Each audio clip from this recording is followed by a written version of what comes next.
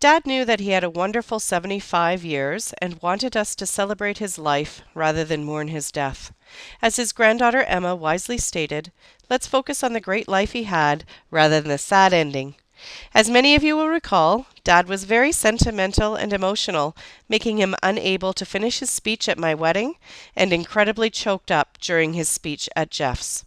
Naturally, Jeff and I have inherited Dad's emotional sensitivity, and to avoid public embarrassment, we decided to create this video memorial to share with you today.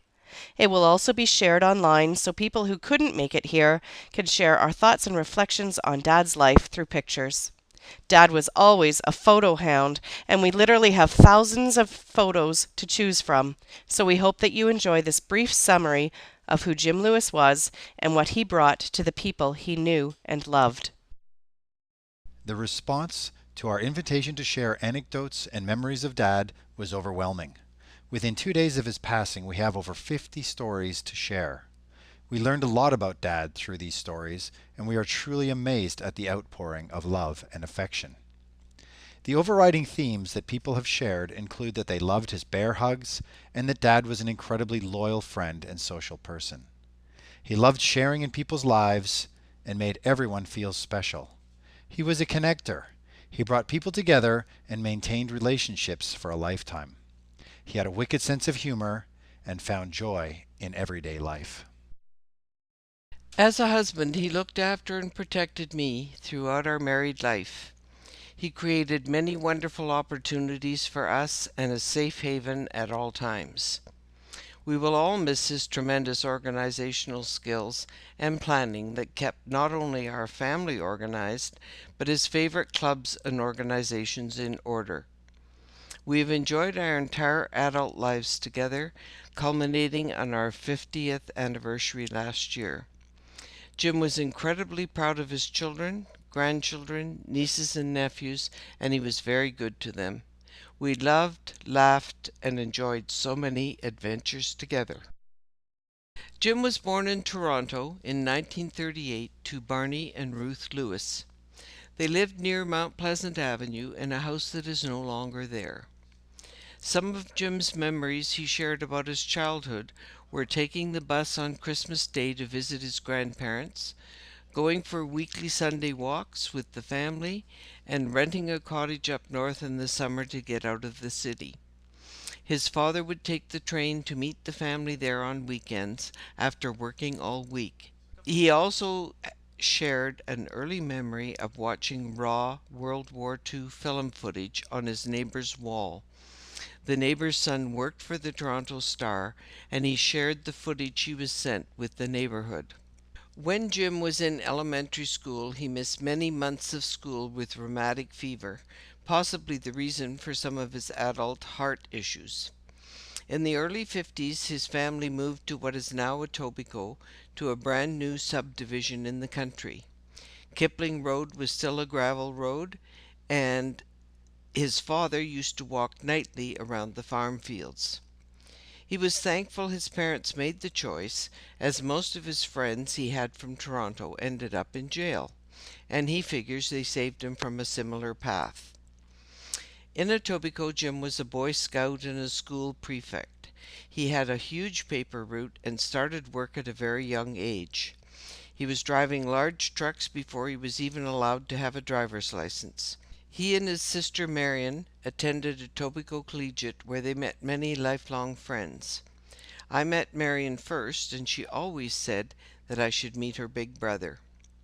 My sister Nancy will give you her perspective of those days. I met Jim when I was all of 13 years old, a very insecure teenager, and he arrived in our family and swept my sister off her feet. They met at Humber Valley United Church Youth Group, where Judy was very involved, and I think Marion brought Jim along for an additional ad event, and wouldn't you know, he ended up running the whole thing. So that began a wonderful courtship. He was just such a cool guy. I couldn't believe it. drove this Volkswagen Beetle, and every time he dropped Judy off, he would, as he was driving out of the driveway, he'd go beep, beep, beep, beep. So the whole neighborhood knew when they were coming and going by this beep, beep, beep, beep, no matter what hour of the night it was. So they had a wonderful courtship full of lots of fun and friends. Jim and Judy were married on July 20th, 1963, a very auspicious occasion. The wedding reception was in my parents' back yard on Twyford Road, and it rained that day. Only while the ceremony was going on. The sun came out just in time for them to take the pictures, and then the sun eclipsed. So we knew that this was a very special wedding. The day after the wedding, I came home and I walked into my bedroom, and there was my sister in my closet. She'd cut off all her beautiful hair. She was in shorts and bare feet and getting ready to take off on their honeymoon. They had rented a houseboat, and their plan was to cruise the Trent Canal. Well, I don't think Judy was very experienced with boating coming from Saskatchewan, but she certainly got initiated fairly quickly by Jim, and that began a long history of boating for the Lewis family. Dad spent a couple of years at the University of Toronto studying engineering, but his love of socializing and the challenges of calculus were his nemesis. He was a very active Sigma Chi member, and he loved bridge, but admitted that too much focus on the fun got in the way of studying, and he ended up leaving U of T. He earned a college diploma in engineering, and then changed career focus altogether to follow his father and his Uncle Herb into the insurance business. Dad was very bright and very social. This was the perfect combination for a successful sales career, where he was promoted to the Canadian president of Lowndes Lambert. After many years there, he left in order to start several new businesses. Dad said that in retrospect, he should have started his own firm much earlier, but he was worried about the financial risks as he had already started his family. He was much respected in his field and carried on consulting both colleagues and clients long into his retirement. Since he was a boy, Jim loved cottage country. He took every opportunity to camp, cottage, and enjoy Ontario's natural beauty. With the kids, we camped throughout the 70s with friends and family, making our annual camping holiday the highlight of our summers. We have been fortunate to have many friends share their cottages in Muskoka, Georgian Bay, and Haliburton with us, and we treasure the getaways we've enjoyed together. In our early marriage, Jim was also very instrumental in helping my parents build their Hockley Valley Fishing Club. He spent many weekends logging and helping to excavate and dam a 2.5-acre pond.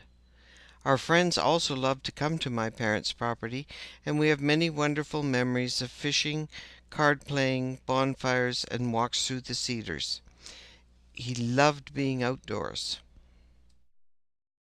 Family was everything to Dad. He was deeply committed to Mom, his kids, and his grandkids. He loved us all fiercely and unconditionally. He could not talk about his grandchildren without tearing up with emotion. Family traditions were very important to Dad. Christmas, Thanksgiving, Mother's Day, Father's Day, Easter. They were all celebrated with siblings, in-laws, nieces and nephews, and family traditions were created and maintained religiously. There was not one missed New Year's Day Chinese food hangover dinner with the Beaumont clan in 48 years, even during the years that Betty and Doug lived in Vancouver. We know that Betty, Doug, and Dad, who all passed away within the last year, will be sharing this celebration in the hereafter. Dad made numerous trips out west to visit family in Saskatoon and Prince George over the years. He loved his extended family and wanted to make sure that the special bond was maintained even over long distances. There are so many special times we have had, and we all feel incredibly lucky to have such a close-knit family and friends that we consider family. Now you're going to hear a little bit from the grandchildren. My favorite memory of Grandpa was when we went to Nancy's house and we had a nice lunch with Grandpa. When we were taking family portraits, Grandpa was funny. One of my favorite memories with Grandpa was when we were younger and we would go on his boat and he'd let us drive it. And we thought we were really good because we could drive the boat, but secretly it was him steering the wheel the whole time. We just thought it was us. Yeah, I remember having good times with my grandpa at the old mill.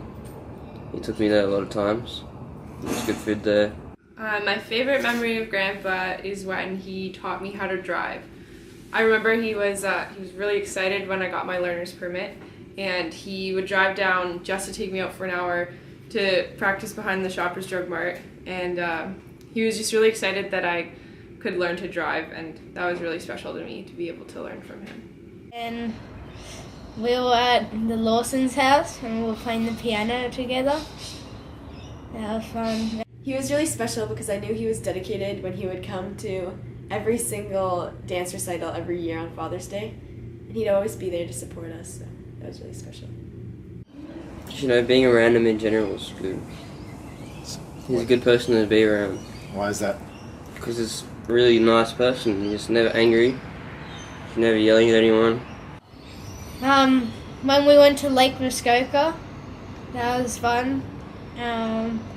Everyone was smiling and Grandpa was having a good time.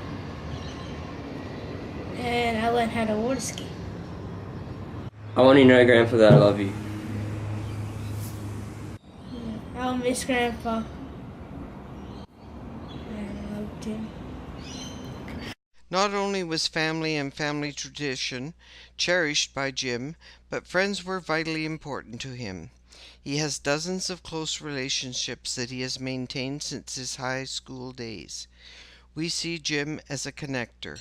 He took joy in keeping contact with hundreds of friends throughout the years, and he maintained very many close relationships with people from many times in his life.